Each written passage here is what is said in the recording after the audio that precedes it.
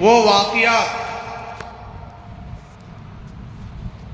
جو آپ کی زندگی میں حضرات صحابہ کرام نے آپ کی حیات میں قبل نبوت بھی دیکھا، بعد نبوت بھی دیکھا.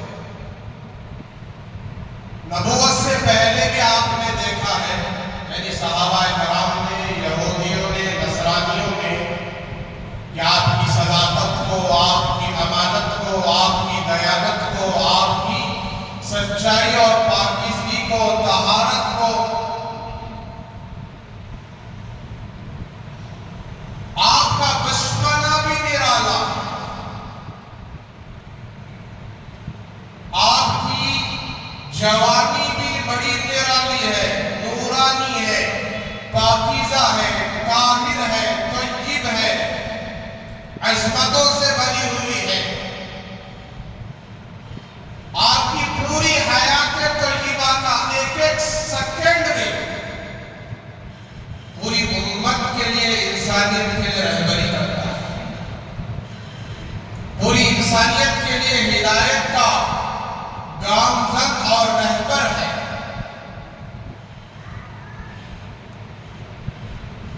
تو میں نے گزشتہ جناب محمد رسول اللہ صلی اللہ علیہ وسلم کی شان کن کن چیزوں نے بیان کیا. کبھی آپ کی شان میں چاند دو ٹکڑے ہو کر بیان کیا، آپ کی عظمت کو، آپ کی حقانیت کو، آپ کی رسالت کو، آپ کی صداقت و سچائی کو کس نے بیان کیا؟ چاند نے. کبھی درخت نے، جھاڑ درخت آپ کی صداقت کو بیان کیا کہ آپ سچے پیغمبر ہیں، سچے نبی ہیں. کبھی کنکریوں نے بیان کیا کلمہ شہادت پڑھ کر، اور کبھی تو مری ہوئی چیز کو جسے کہتے ہیں، عربی میں ذوق کہتے ہیں، کہ میں نے ایک جملے پر جناب محمد رسول اللہ صلی اللہ علیہ وسلم نے جب اس مری ہوئی گو سے، اس مرے ہوئے جانور سے، ذوق گو سے بات کی، تو اس گو نے، ذوق نے کیا جواب دیا سرکار کو؟ یا ذوق، یہ صرف اتنی بات، اتنا سا چھوٹا سا جملہ، چھوٹا سا ٹکڑا لکھنے میں ایک سیکنڈ لگتا ہے. یا ذوق، یعنی اس کا نام لے کر اس مرے ہوئے جانور جو مردہ ہے، مر چکا ہے، جو ہی آپ نے کہا یا ذوق، کیوں کہا؟ تو دیہاتی نے شرط لگائی تھی، کہا تھا کہ جب تک یہ جانور گواہی نہ دے کہ آپ اللہ کے رسول ہیں، میں اس وقت تک ایمان نہیں لے آؤں. تو حضور نے اس کی طرف متوجہ ہو کر کہا یا ذوق، تو ذوق زندہ ہو گیا، پھڑپھڑانے لگا، حرکت میں، جنبش میں آ گیا، آنکھیں کھول کر سرکار مدینہ حضرت محمد رسول اللہ صلی اللہ علیہ وسلم کی طرف دیکھنے لگا اور کہنے لگا یا لبیک و صادق یا زین من اوفی بہ یوم القیامہ. لبیک کے معنی میں حاضر ہوں، میں حاضر ہوں. صادق، میری خوش نصیبی ہے، میری نیک بختی ہے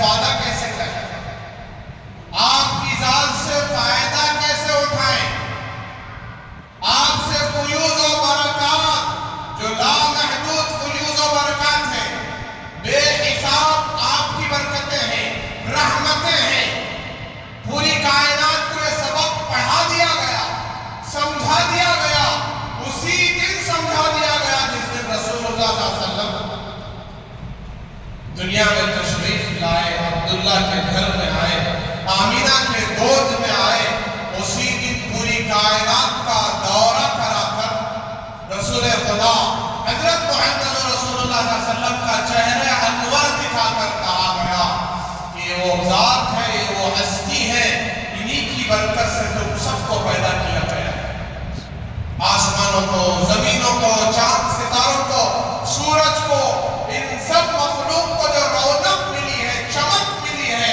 سب انہی ہستی کی برکت سے۔ یہ بچہ دنیا میں نہ آتا، کائنات کو وجود نہ ملتا، تو حضور کا تعارف کرا دیا گیا، پوری کائنات حضور کی فرما بردار بن گئی، مطیع بن گئی، آپ کی عاشق بن گئی، آپ کی محب بن گئی، آپ سے سچے دل سے محبت کر رہے ہیں، دل و جان سے پوری کائنات کی مخلوق آپ کو چاہتی ہے، آپ کو جانتی ہے، مانتی ہے۔ الغرض جناب محمد رسول اللہ صلی اللہ علیہ وسلم سے وہ کیا کہہ رہی ہے؟ وہ جانور یوں کہنے لگا کہ لبیک و سعدیک، میری خوش نصیبی، خوش بختی، نیک بختی کہ آپ جیسی ذات نے، آپ جیسے نبی نے مجھ جیسی حقیر مخلوق کو بلایا ہے، پکارا ہے، آواز دی ہے، ندا لگائی ہے، میں حاضر ہوں یا رسول اللہ، میں کائنات کے امام۔ اب یہ گو بنی ہوئی آپ کا تعارف کراتی ہے، یا زینباً اوفا بھی یوم القیامہ، اے وہ ہستی، اے وہ ذات، آپ ہی کی برکت سے قیامت کا کڑوا دن، سخت دن، اشق دن میٹھا ہو جائے گا، وہ دن نرم پڑ جائے گا، آپ کے سامنے گھٹنے ٹیک دے گا، آپ کا ادب احترام وہ قیامت کا دن بھی بجا لائے گا، آپ کی برکت سے قیامت آسان ہو جائے گا۔ تو ایسے پاک نبی کے ہم امتی ہیں، پاک نبی کے جی ماننے والے ہیں، چاہنے والے ہیں۔ میں عرض کر رہا تھا، کسی بھی نیک ہستی سے، اچھی ہستی سے، چاہے وہ کوئی بھی ہو، ماں باپ ہو، استاد ہو، علماء ہو، مفتیان ہو، بزرگان دین ہو، اولیاء اللہ ہو، میری بات توجہ سے سنیں، یہ سن کر چھوڑ دینے والی بات نہیں، سوتے سوتے سننے والی بات نہیں ہے، یہ بغیر حضور کے ٹیک لے کر بیٹھ کر سننے والی بات نہیں ہے۔ آپ کو کمر میں درد ہے تو ٹیک لے کر بیٹھے، منع نہیں ہے۔ بغیر حضور کے دین کی بات، شریعت کی بات کوئی ٹیک لے کر سنتا ہے، وہ عمل سے محروم ہو جاتا ہے۔ بولو بھائی، کس سے محروم ہو جاتا؟ عمل کی توفیق نہیں ہوتی، عمل کی حقانیت اندر نہیں آتی، اخلاص نصیب نہیں ہوتا، استقلال اور اس عمل پر استقامت نصیب نہیں ہوتی۔ تو کسی بھی ہستی سے فائدہ اٹھانے کے لیے جو خوبیوں والی ہستی ہے، اور آگے چلیے، تمام خوبیاں جہاں جا کر ختم ہو جاتی ہیں، اور جہاں سے ساری خوبیاں اس ذات کی شروع ہوتی ہیں، اور اس خوبیوں کی کوئی انتہا نہیں، خوبیاں کبھی ختم نہیں ہوتی، ایسی پاک ذات میرے اور آپ کے آقا حضرت محمد رسول اللہ صلی اللہ علیہ وسلم سے ہم کیسے فائدہ اٹھائیں، آپ کی ذات سے نفع کیسے اٹھائیں، اس کے لیے لکھا ہے کتابوں میں کہ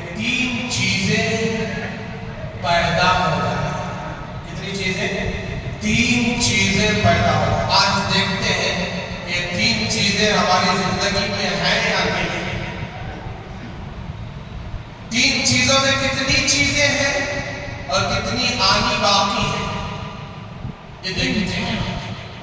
تو کسی سے بھی نفع اٹھانے کے لیے ماں باپ سے، استاد سے، شیخ سے، پیر صاحب سے، اولیاء سے، بزرگان دین سے، علماء سے، حفاظ سے، مفتیان کرام سے اگر آپ کچھ لینا چاہتے ہو، اتنا ہی نہیں کائنات کے امام سے فائدہ اٹھانا چاہتے ہو، تو تین چیزیں اپنے اندر پیدا کرو۔ کتنی چیزیں بھائی؟ رسولے والے بھی بولو، کتنی چیزیں؟ تین چیزیں۔ سب سے پہلی چیز، اس ذات سے محبت پیدا ہو۔ کیا پیدا ہو؟ محبت۔ ماں باپ سے جب تک محبت نہیں ہوگی، شیخ سے جب تک محبت نہیں ہوگی، پیر صاحب سے جب تک محبت نہیں ہوگی، بزرگان دین سے جب تک محبت نہیں ہوگی، علماء سے، حفاظ سے، مفتیان کرام سے محبت نہیں ہوگی، استاد سے جب تک محبت نہیں ہوگی، تو کوئی بھی کبھی بھی اس ذات سے فائدہ نہیں اٹھا سکتا۔ مرید کبھی شیخ سے اس وقت تک فائدہ نہیں اٹھا سکتا جب تک وہ مرید اپنے شیخ سے سچی محبت نہ کرے۔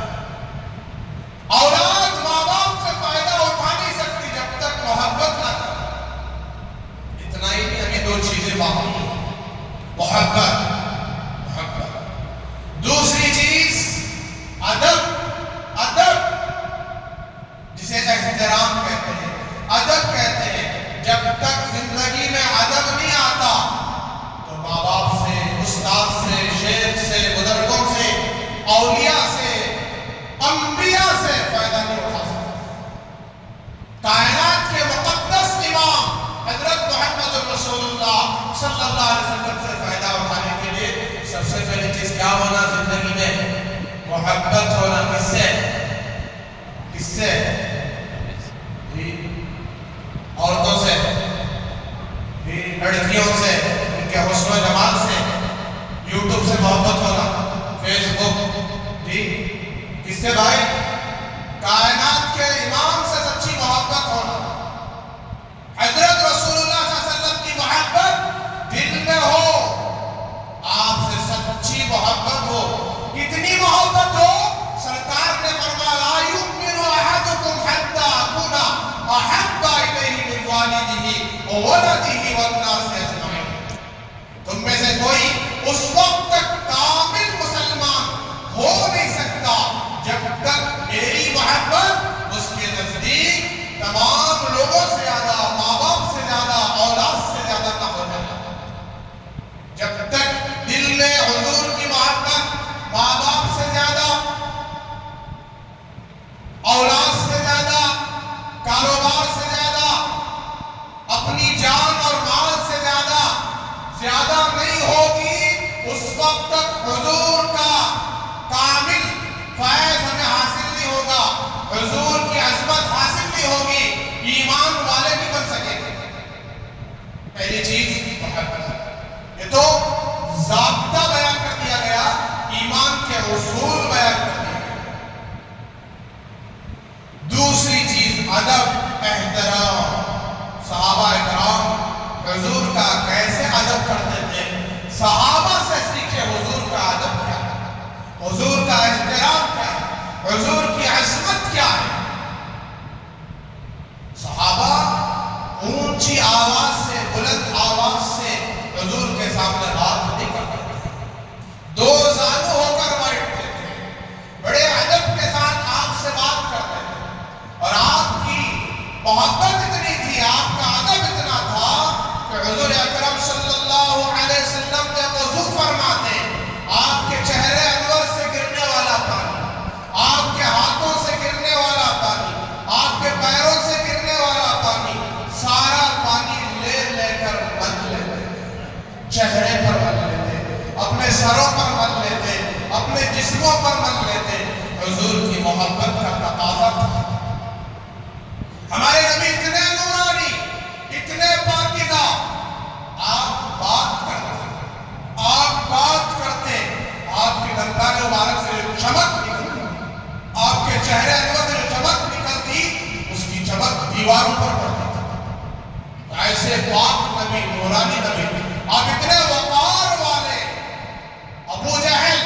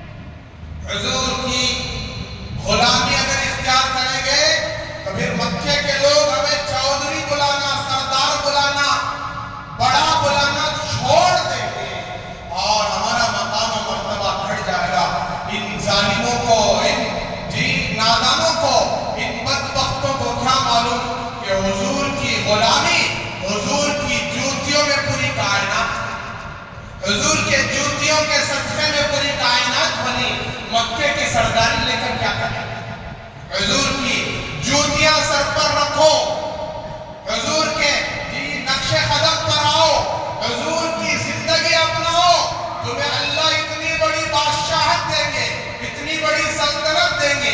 وہ بادشاہت انسانوں کے جسموں پر نہیں، دنیا کے ملکوں پر نہیں، بلکہ کائنات کے دلوں پر آپ حکومت کریں گے۔ کائنات کے دلوں میں جنہوں نے حضور کا ادب احترام بجا لایا، آپ کی عظمت کی، آپ کی زندگی کو اپنایا، اپنی سیرت کو اپنایا، آج وہ ستاروں کی طرح چمک رہے ہیں۔ وہ کون ہیں؟ وہ صحابہ ہیں، وہ ستارے ہیں۔ تو میں عرض کر رہا تھا دوسری چیز ادب،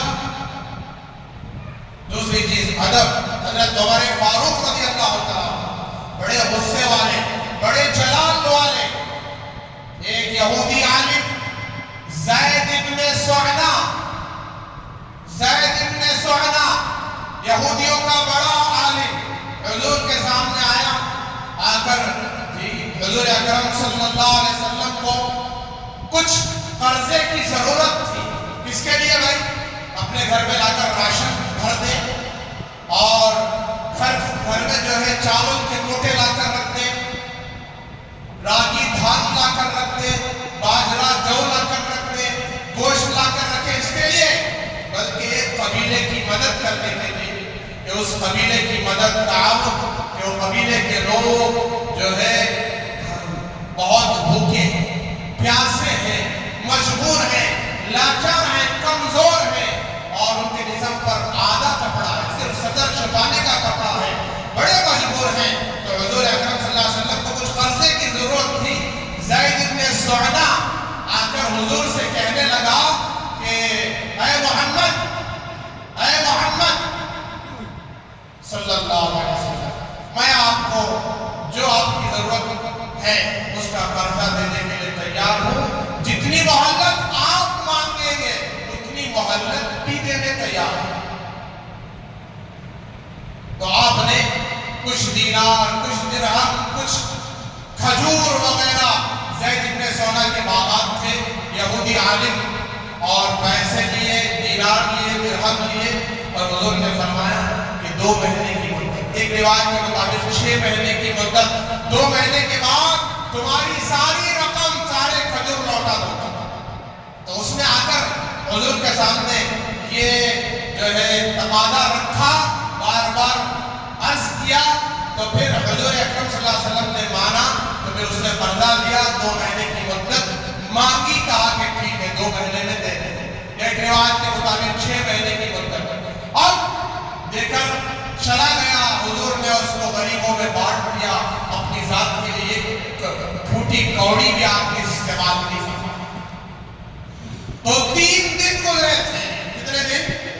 3 دن گزرے تھے۔ زید ابن سعنا حضور کی مجلس میں آ گیا، اور آ کر سارے مجمع کے سامنے، صحابہ کی جماعت کے سامنے، جس میں حضرت عمر فاروق بھی ہیں، آ کر حضور اکرم صلی اللہ علیہ وسلم کا گریبان پکڑ لیتا ہے، چادر حضور کے گلے میں ڈال کر کھینچ کر کہتا ہے اے محمد، تم اور تمہارے خاندان والے ایسے ہی ٹال مٹول کرتے ہو، ہمیشہ بات کو ٹال دیتے ہو، وعدہ خلافی کرنے والے ہو، امانت میں خیانت کرنے والے ہو، نعوذ باللہ من ذالک۔ مجھے بولتے بہت ڈر ہو رہا ہے۔ حضور اکرم صلی اللہ علیہ وسلم کی شان میں اس طریقے سے اس زید ابن سعنا نے وہ سزا دی۔ اسی مجلس میں حضرت عمر فاروق رضی اللہ تعالیٰ عنہ بھی موجود ہے، ان کی آنکھیں گول آسمان کی طرح گھومنے لگی۔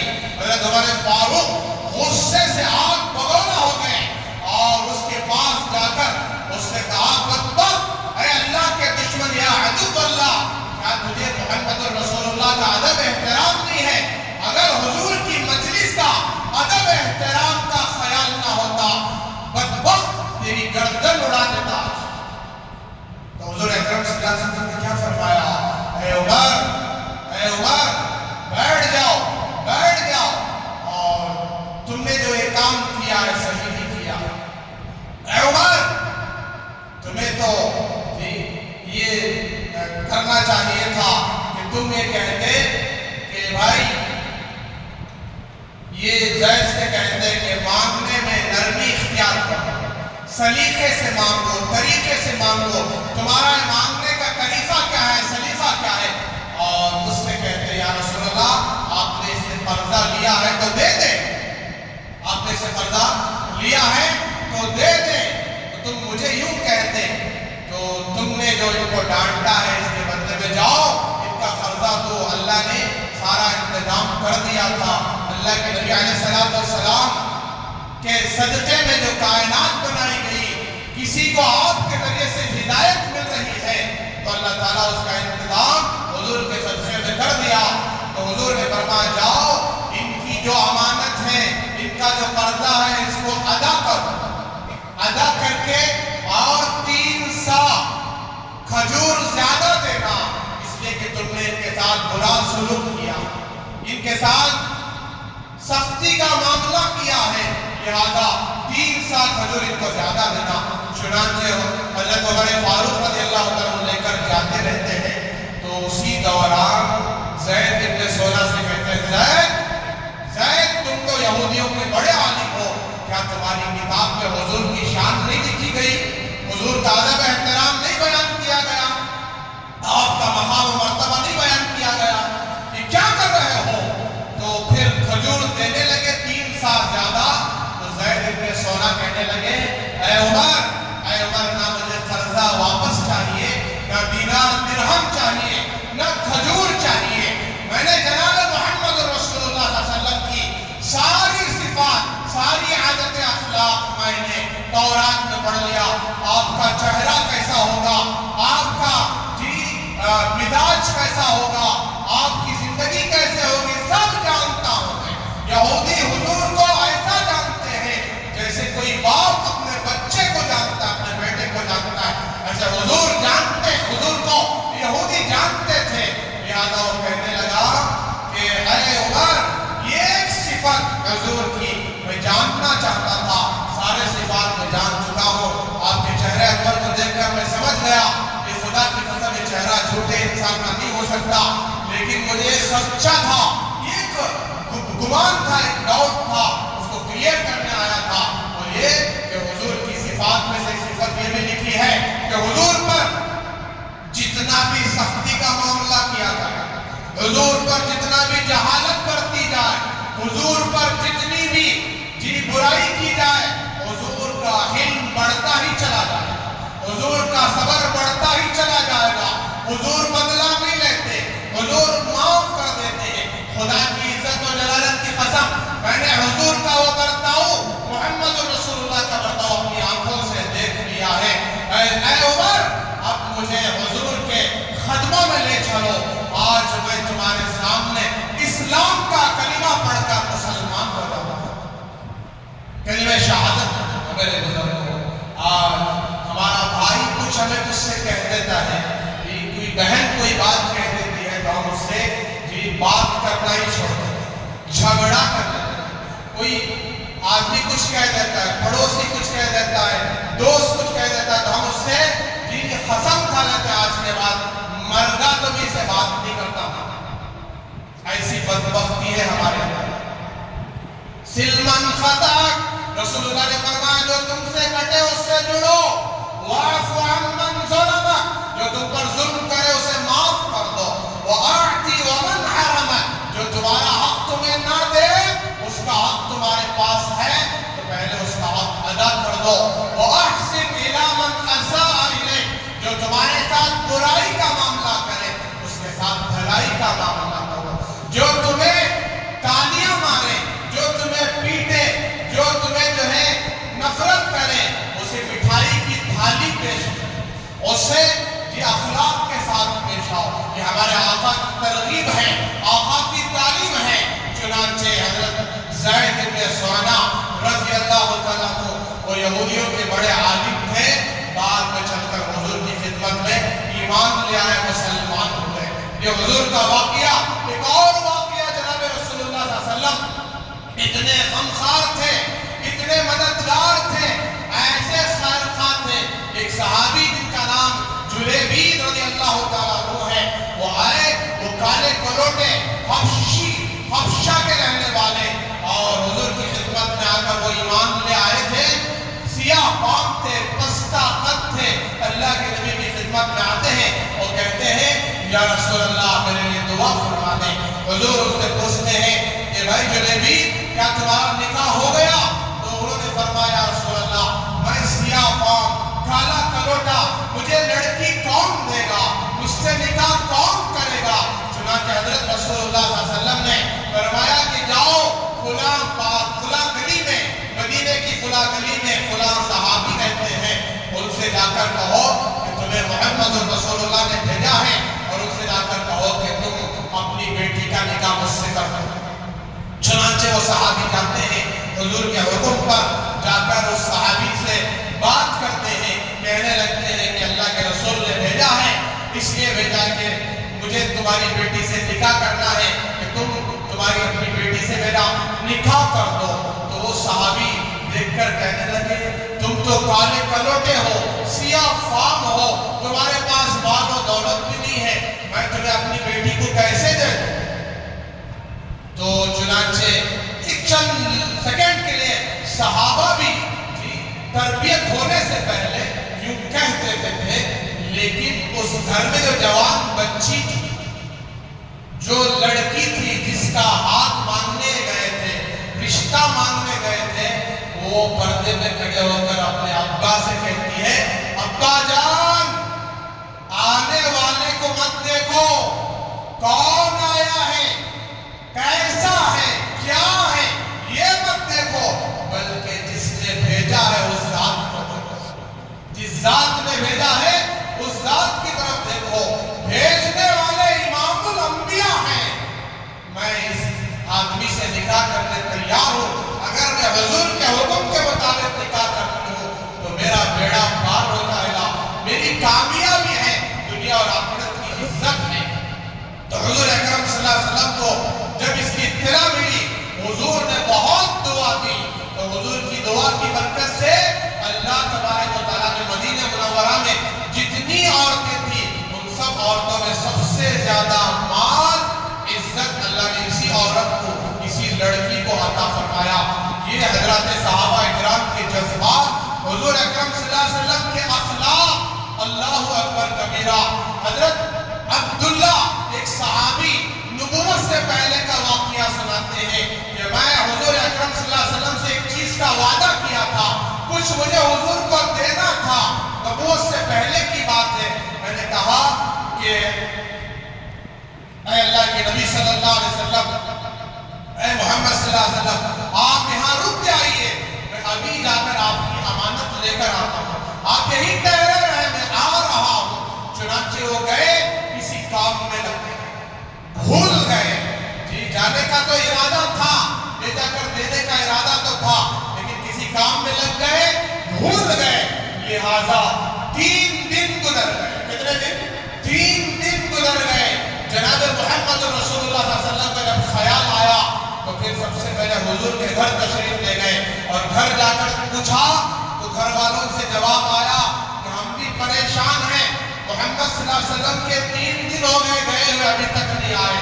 پھر بازار گئے، کئی جگہ دیکھا، حضور کو نہیں پایا، پھر جہاں حضور کو انہوں نے روکا تھا کہ آپ رک جائیے میں آ رہا ہوں، خدا کی عزت و جلالت کی قسم جناب محمد رسول اللہ صلی اللہ علیہ وسلم اسی جگہ تشریف فرما تھے، اللہ کے نبی 3 دن سے وہی ٹھہرے ہوئے تھے۔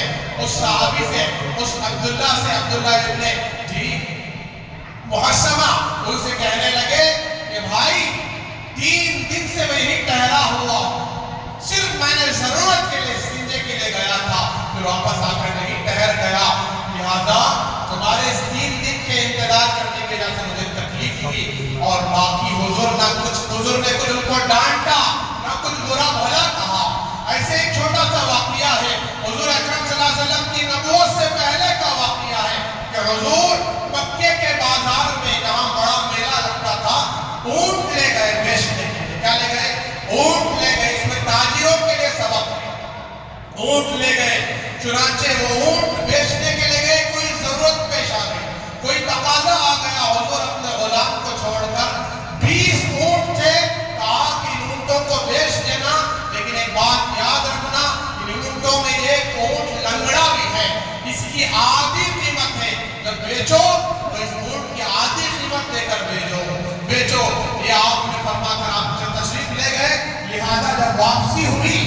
حضور اکرم صلی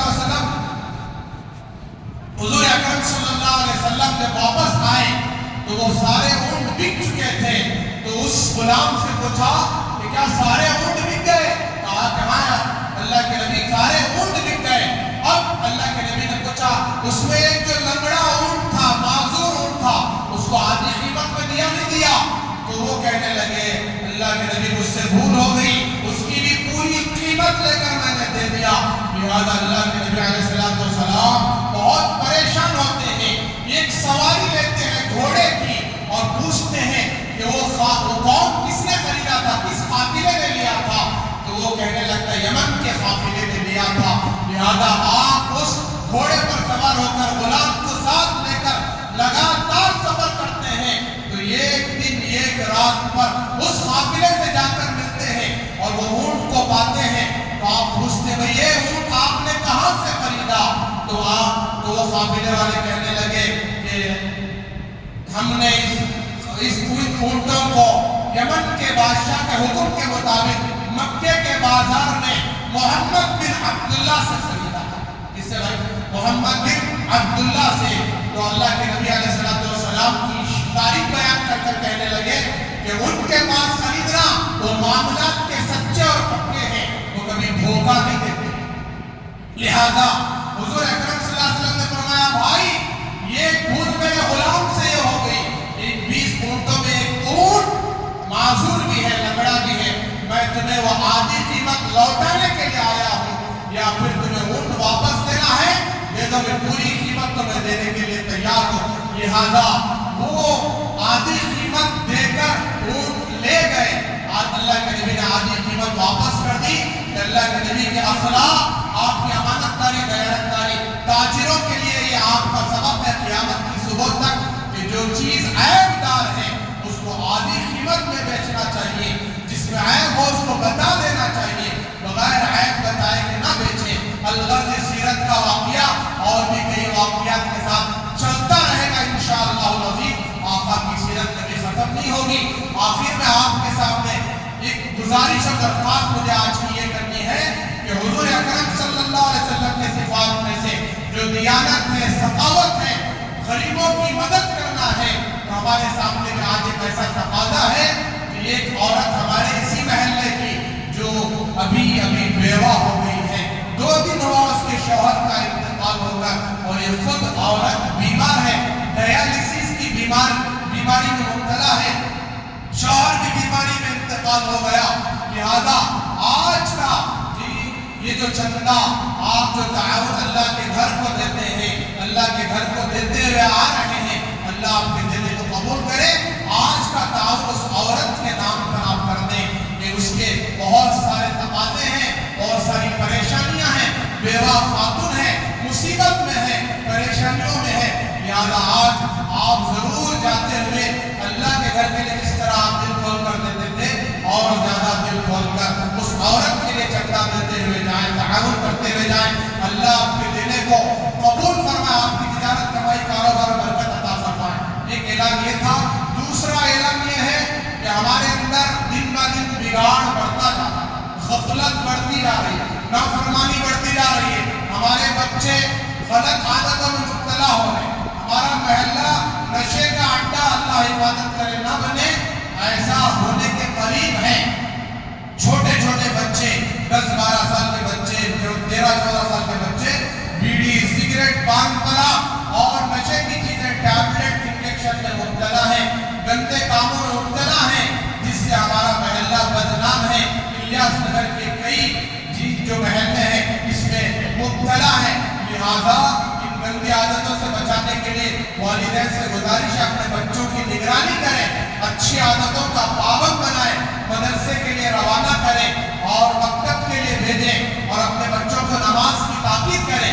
آپ بھی نماز پڑھیں. سب سے بڑا ظلم و ستم یہ ہے وقت پر نماز نہ پڑھنا، نماز کو ضائع کرنا، اور نماز چھوڑنے والا اسلام سے نکل جاتا ہے، دین سے نکل جاتا ہے، دین میں اس کا کوئی حصہ نہیں ہے.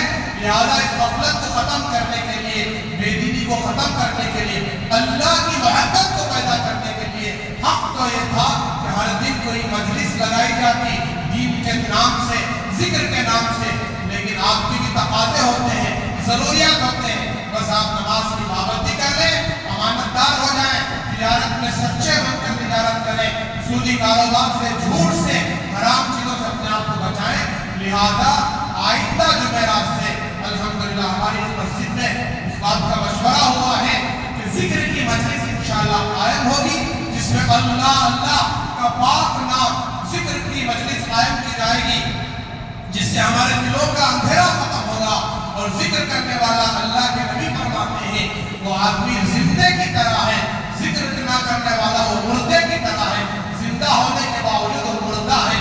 لہذا ذکر کی پابندی اور ذکر کی عادت ڈالنے کے لیے، اللہ کا دھیان، اللہ کی محبت اپنے اندر پیدا کرنے کے لیے ہر جمعرات مغرب کی نماز کے بعد انشاءاللہ العظیم یہاں ذکر کی مجلس قائم ہوگی. جیسے ہر ہفتہ قرآن پاک کی تفسیر ہماری اس مسجد میں ہو رہی ہے، اللہ کے احکامات مرضیات کو ہم سمجھ رہے ہیں، سن رہے ہیں، ایک مجمع بیٹھ رہا ہے.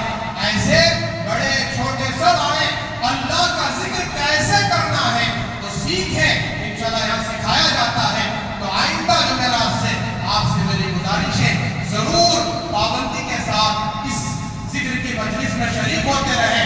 مغرب کی نماز یہاں حال میں پڑھ لیں، مغرب کے بعد ذکر کی مجلس قائم کی جائے گی، پھر ذکر کی عادت پڑے گی، پھر ہمارے اندر سے غفلت ختم ہوگی، اچھی عادتیں پیدا ہوگی، اللہ کی محبت، اللہ کے رسول کی محبت اور گناہوں سے اپنے آپ کو ہم بچائیں گے. اسی بات کو میں آج کی جو تقریر ختم کرتا ہوں. دعا فرمائے اللہ تبارک و تعالیٰ ہم سب کو ان تمام باتوں پر عمل کرنے کی توفیق عطا فرمائے، اخلاص و استخلاص استقامت عطا فرمائے. تمام گناہوں سے اللہ ہماری حفاظت کرے، نمازوں کا ضرور اہتمام کرے. سب سے بڑا ظالم وہ ہے جو اذان سن کر بھی نماز کو نہ آئے، مسجد نہ آئے، نماز نہ پڑھے. بہت بڑا ظالم ہے اللہ کے نزدیک، اللہ کے رسول کے نزدیک. مسلمان ہونے کے باوجود، کرنے والا ہونے کے باوجود نماز نہ پڑھنا بہت بڑا گناہ ہے. یہ نماز چھوڑنا اللہ حفاظت کرے ارتداد تک پہنچا سکتا ہے، کفر کی دہلیز تک پہنچا سکتا ہے. لہذا نماز کا اہتمام کرے، 5-7 منٹ نماز کے لیے نکال دیں. اللہ 24 گھنٹے